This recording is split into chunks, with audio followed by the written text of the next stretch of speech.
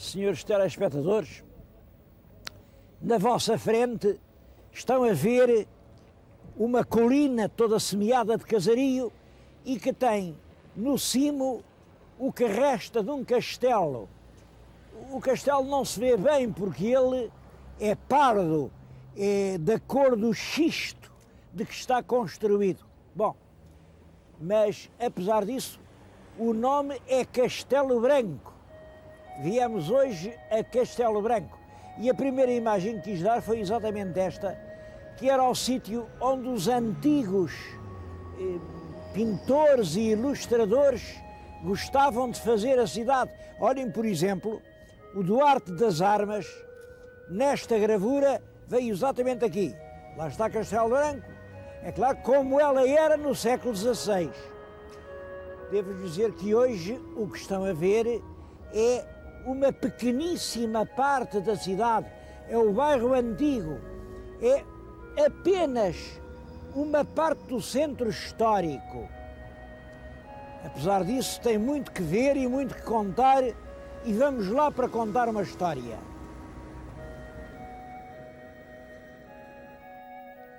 Mas antes de contar a história, eu gostava de colocar uma pergunta. Por que será que este castelo, como veem, chamaram Branco? Branco porquê?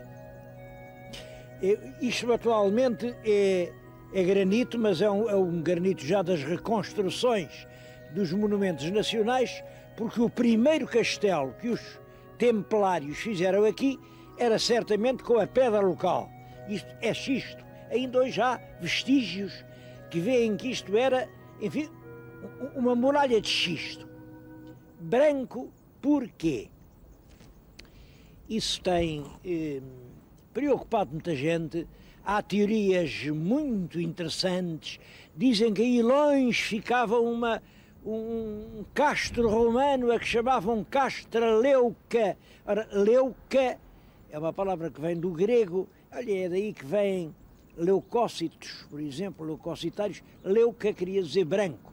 E havia uma Castra Leuca. Os templários deviam saber imenso latim e puseram o nome de Castra Leuca para Castelo Branco. Eu acho que isto não tem pés nem cabeça.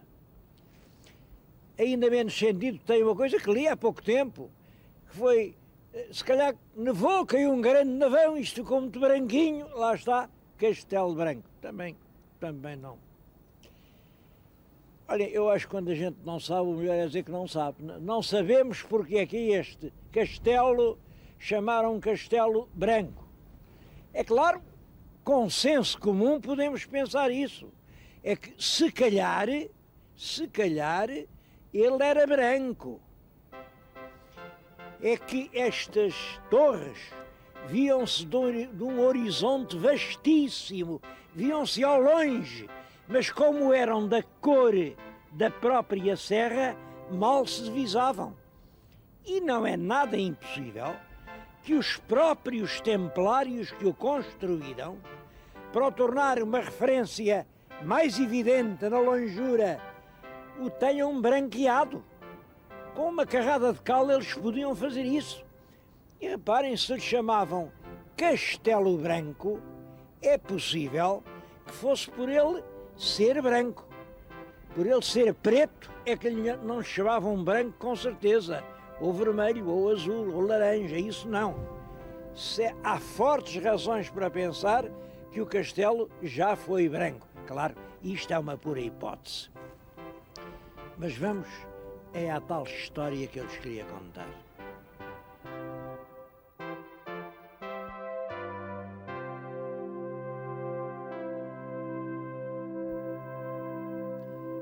A história é esta.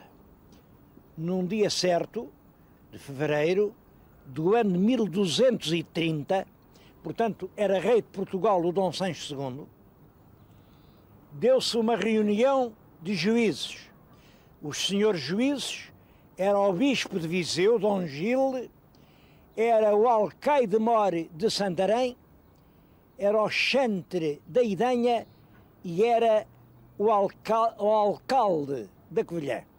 E esses quatro deram uma sentença. A sentença condenou os cavaleiros templários de Castelo Branco e condenou juntamente com eles o Conselho de Castelo Branco. Condenou-os a quê? Primeiro, a pagar por todo sempre à Vila da Covilhã 33 morabitinos e meio, todos os anos.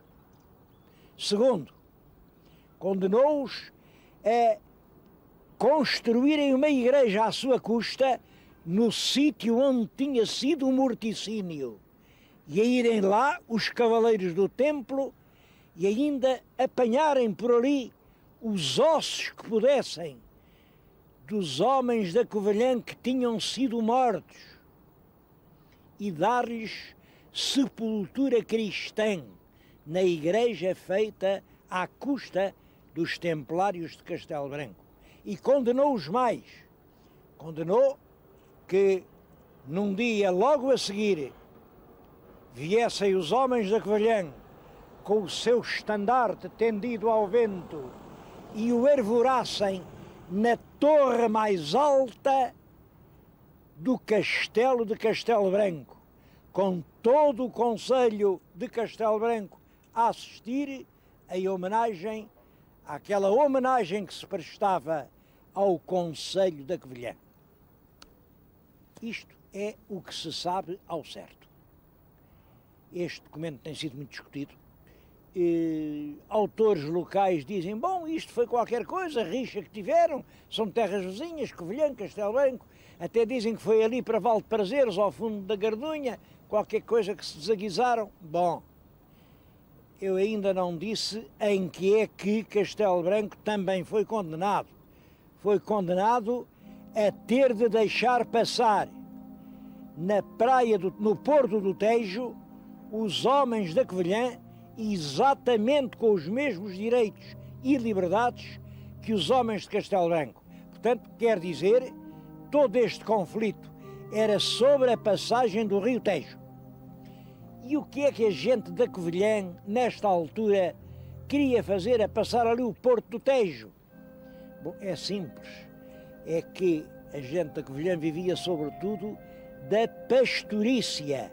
E quando o inverno apertava, eles vinham todos, vinham centenas de pastores com os seus rebanhos, atravessavam o rio ali exatamente no Porto do Tejo, iam para as Campinas do Sul, onde o tempo era mais agradável e onde não faltavam as pastagens.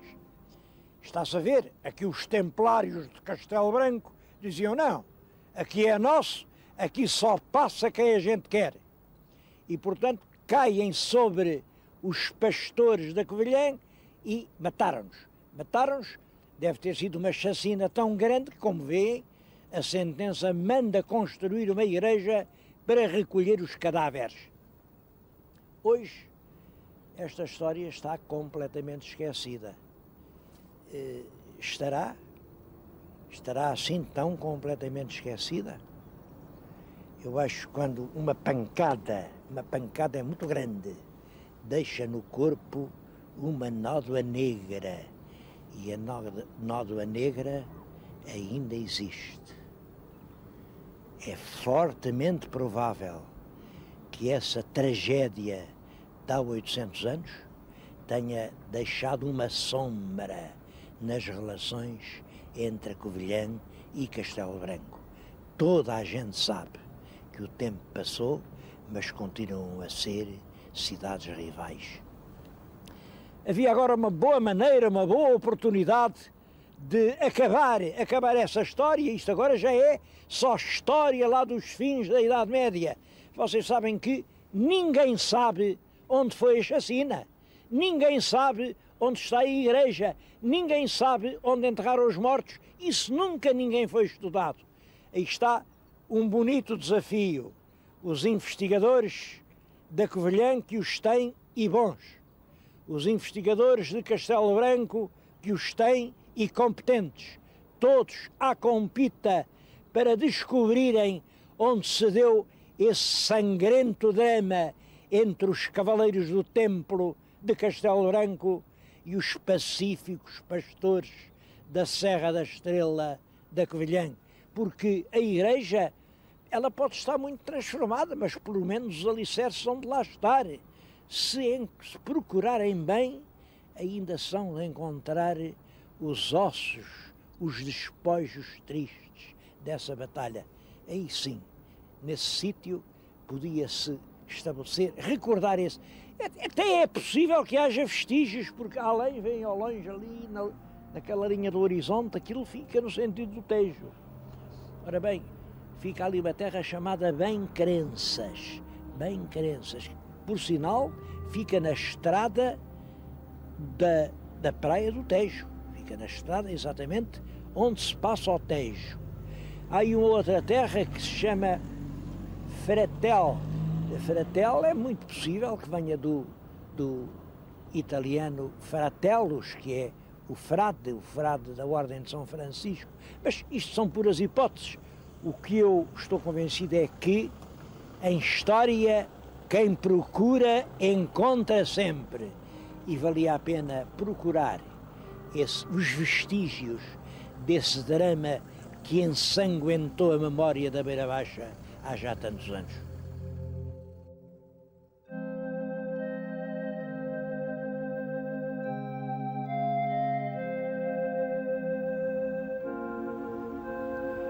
Mas eu devo uma explicação especialmente aos meus telespectadores de Castelo Branco. A explicação é esta: como sabem, este programa já foi a todas as capitais de distrito, já foi a inúmeras vilas, cabeças de concelho, até já fomos a algumas simples freguesias. Como é que se explica que ainda não tínhamos vindo a Castelo Branco, que é uma importante cidade, capital de uma província, é a capital da Beira Baixa?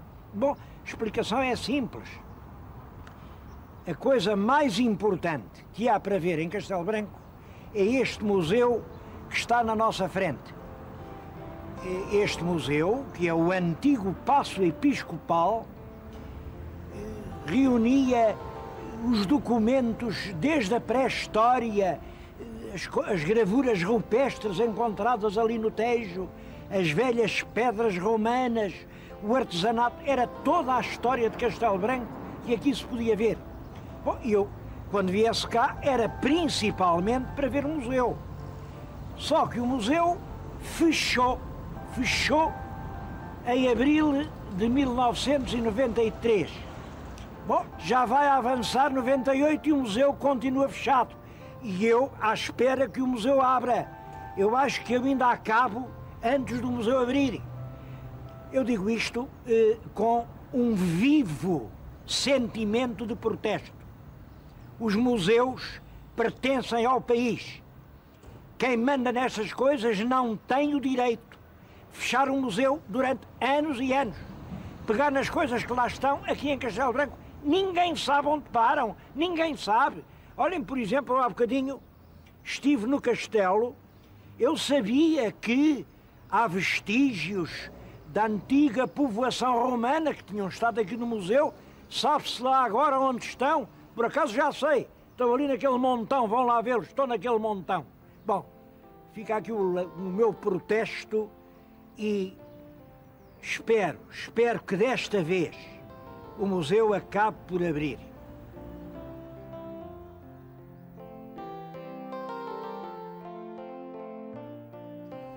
Este Palácio dos Bispos de Castelo Branco tem uma história curiosa. É que foi feito muito antes de haver bispo em Castelo Branco. O bispo era da Guarda. Bem, mas todos sabem que a Guarda tem neve, tem vento, é fria, e os bispos, quando iam a caminho da Guarda, chegavam aqui, encantavam-se com esta região, que realmente tem muita atração. É preciso vir cá para perceber isto. Até que ponto isto agarra as pessoas. E olhem, resolveram fazer aqui um palácio de férias. Isto era o palácio para quem vai de caminho. O palácio foi crescendo, ao palácio juntou-se um belíssimo jardim. É um jardim cheio de estátuas. Que estátuas são estas? Vocês estão a vê-las? Bom, tem todos os reis de Portugal, tem os apóstolos, tem os doutores da Igreja, tem os signos do zodíaco, tem as 4 partes do mundo. Olhem, tem os anjos que nos guardam, tem até o nosso destino, a morte e o juízo. E depois de julgados, o inferno, o paraíso. E tudo isto é um conjunto de quase uma centena de estátuas de granito. Tudo isto chegou até hoje. Pode-se dizer que está em mau estado. O musgo e os líquenes estão a dar cabo delas, precisam de uma reparação cuidadosa, especializada e urgente, mas por enquanto estão completas. É dos poucos casos em que ninguém roubou nada. E é curioso, cá fora do museu ninguém roubou coisa nenhuma. Quem nos dera poder dizer que lá dentro aconteceu a mesma coisa.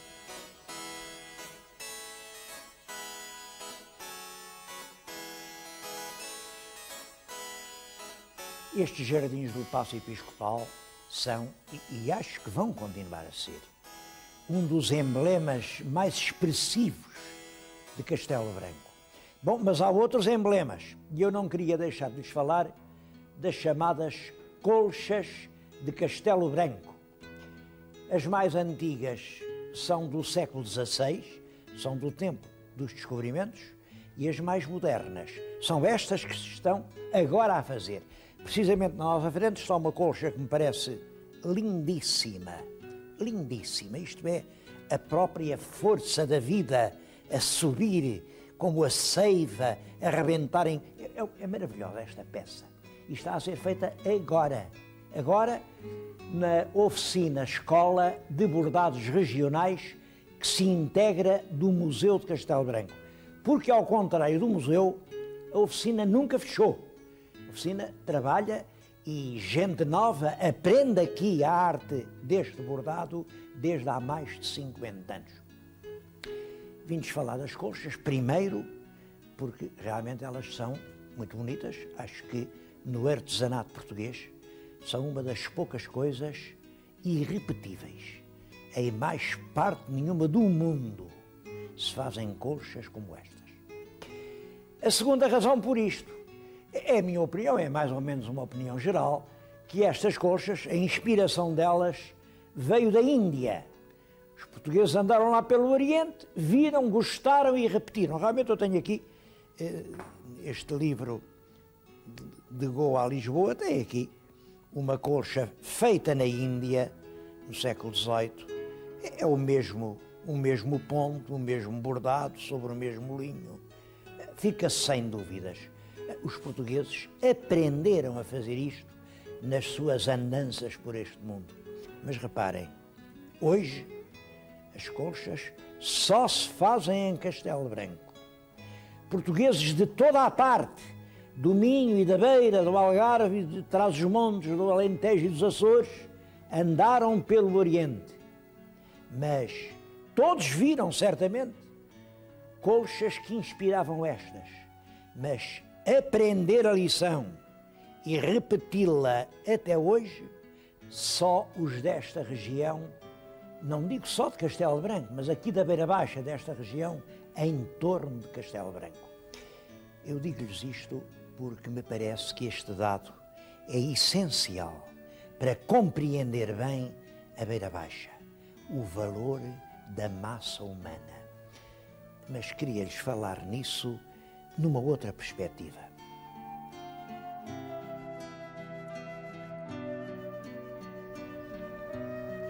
E para isso vim à Praça Velha. Eu estou agora a falar-lhes no balcão da antiga Câmara Municipal. Isto é do século XVI. E hoje está cá a biblioteca, o que me permite mostrar-lhes algumas obras de gente de Castelo Branco. Vou começar por estas. São livros, imaginem, são livros do século XVI. Este é impresso em Itália, é no tempo de Camões, 1568. São as famosas Dioscúrides do Amato Lusitano. O Amato Lusitano era um grande médico daqui, como era judeu, foi obrigado a sair de Portugal, foi famoso no estrangeiro, por lá publicou os seus livros e é um dos muitos judeus obrigados a sair do seu país. A colónia judaica é muito importante em Castelo Branco e penso que a atividade dela se deve todo o progresso da cidade. Há um outro vulto, esse não é judeu, mas que tem um nome igual, é também o Amato Lusitano, chamava-se João Rodrigues de Castelo Branco. Há um outro João Rodrigues de Castelo Branco, era poeta, esse era fidalgo e é um dos autores do Cancioneiro Geral. Tenho aqui o Cancioneiro Geral do Garcia de Rezende, que reúne centenas e centenas de peças de homens em moda naquele tempo. Bom, além destes antigos, há muita gente nova, eu queria, não posso deixar de falar do Dr. Jaime Lopes Dias, o autor da Etnografia da Beira. São 11 volumes em que ele registra a etnografia da Beira. Queria-lhes falar, olhem, de dois professores meus, que eram daqui. Este livro, eu tive que estudar este livro quando era estudante, A Inteligência, Sua Natureza e Medição, era o Dr. Faria Vasconcelos, foi meu professor, enfim, admiro muito a memória dele. Era aqui de Castelo Branco, Faria Vasconcelos, o homem que tentou introduzir a orientação profissional no nosso país. Outro grande professor que eu tive daqui, aqui da cidade de Castelo Branco, era o Dr. Vieira de Almeida. Isto é um livro dele. O Dr. Vieira de Almeida foi o professor mais inteligente que eu conheci. E todos os meus colegas estão de acordo comigo, aliás já não somos muitos, mas todos lhe ficamos profundamente gratos por aquele exemplo de inteligência ágil, aguda, penetrante e desmistificadora. Eu nunca vi ir tão longe no exame das coisas. Devo dizer que o Dr. Vieira de Almeida nem sequer se pode dizer que fosse um professor com muito método. Ele era professor de filosofia, mas não tinha matéria. Era só a exibição da sua prodigiosa agilidade mental. Mas dar o exemplo da inteligência é uma lição que excede qualquer outra. Nós todos devemos ao Dr. Vieira de Almeida isso. Ele mostrou-nos o que era ser muito inteligente. E acho que até mostrou neste país quanto vale um bom professor. Mas essa lição não foi seguida. Acho que os nossos governantes continuam a não saber quanto vale um professor. Há outros nomes que eu queria falar. Olhem, tenho na frente. É um homem vivo, exatamente um professor.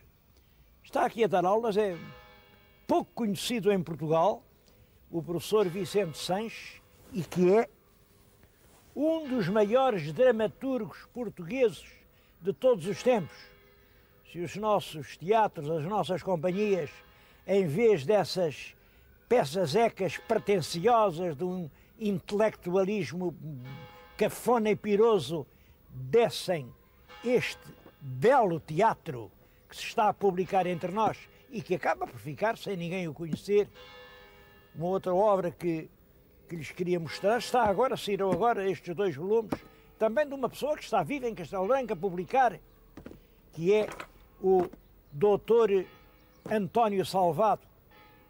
É exatamente com o Dr. António Salvado que eu queria acabar este programa. Queria-lhes ler um poema dele em que descreve admiravelmente a paisagem da Beira Baixa. O poema diz assim: Beira Baixa, onde as searas cruzam o granito e a voz do longe é feita de suor. A suave beleza solitária das oliveiras raras numa encosta, a estranha consolação das giestas tão floridas em campos desolados, e o verde esperança, filho da sem esperança. Bem, eu acho que com gente assim, não duvido que esta cidade é uma das cidades que têm futuro. Eu acho que Castelo Branco nasceu já do comércio. Há aqui uma lenda antiga de a Senhora de Mércoles. Mércoles é uma palavra que vem de Mercúrio. Mercúrio era aquela divindade que tinha asas nos pés, era o deus do comércio. E uma terra que faz um templo ao deus do comércio era uma terra de comerciantes. Isso é continuado na Idade Média pelos judeus.